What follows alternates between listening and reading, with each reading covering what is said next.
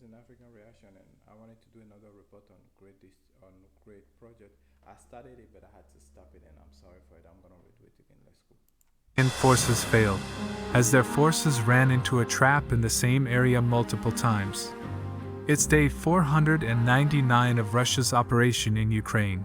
Let's dive deeper. Starting from Patihatki, after defending part of the village for a couple of weeks, Russian forces decided to withdraw.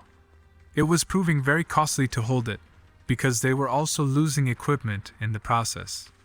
So they retreated to the higher elevation area near Zerbianki, after which Ukrainian forces took the whole village under their control. For the past 2 days, Ukrainian forces were regrouping in the village to launch a massive assault towards Zerbianki. So after massive artillery preparation, Ukrainian forces launched the first wave of attack on the Russian trenches, but without the support of armored vehicles. As they reached the Russian trenches, they found out that Russians had already retreated, and realized this was a trap. But it was too late, as Russian forces were monitoring Ukrainian assault from the drone.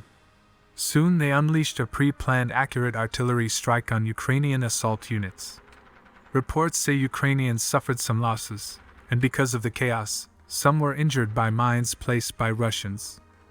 Sources say this would repeat 3 more times, with the exact same result. But instead of stopping further attacks, Ukrainians decided to double down. Sources say they launched an attack with around 200 soldiers.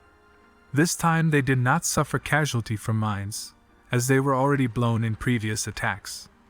But Russian forces with the help of mortars and artillery repelled the attack. It is said Ukraine is currently recovering their wounded. Area south of Bakhmut continues to be a hot zone. Sources say Ukrainian forces are attacking Russian positions non-stop. They are using several elite brigades for these attacks. Some Russian sources even say that Ukraine is looking for some kind of PR victory before a very important summit. That's why they have been using their strategic reserve forces, which did not take part in the first phase of the Ukrainian counteroffensive.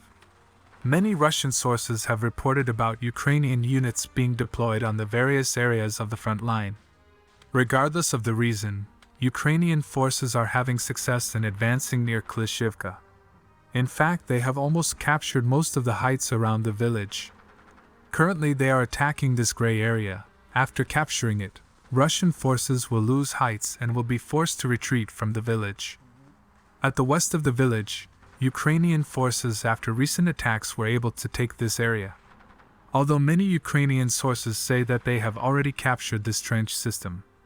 But that is not correct, as a recent video shared by Russian forces shows the destruction of a Ukrainian armored vehicle, which was trying to attack these trenches. But as Ukraine is attacking with great intensity, Russian forces might retreat further. So far, the biggest obstacle that Ukrainian forces are facing are from artillery and fighter jets. So they tried to counter it.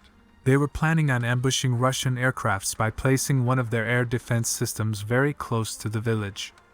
But to their surprise, the radar of their air defense system was discovered by Russian paratroopers, and as a result was destroyed. So after that, Ukrainian forces became vulnerable, as it would take time to replace it with another.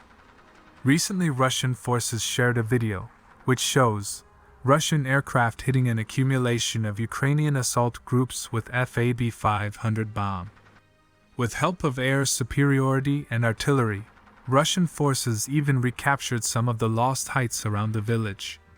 Many Russian sources are saying that Ukrainian forces are suffering heavy losses while advancing, and are spending their elite forces very quickly.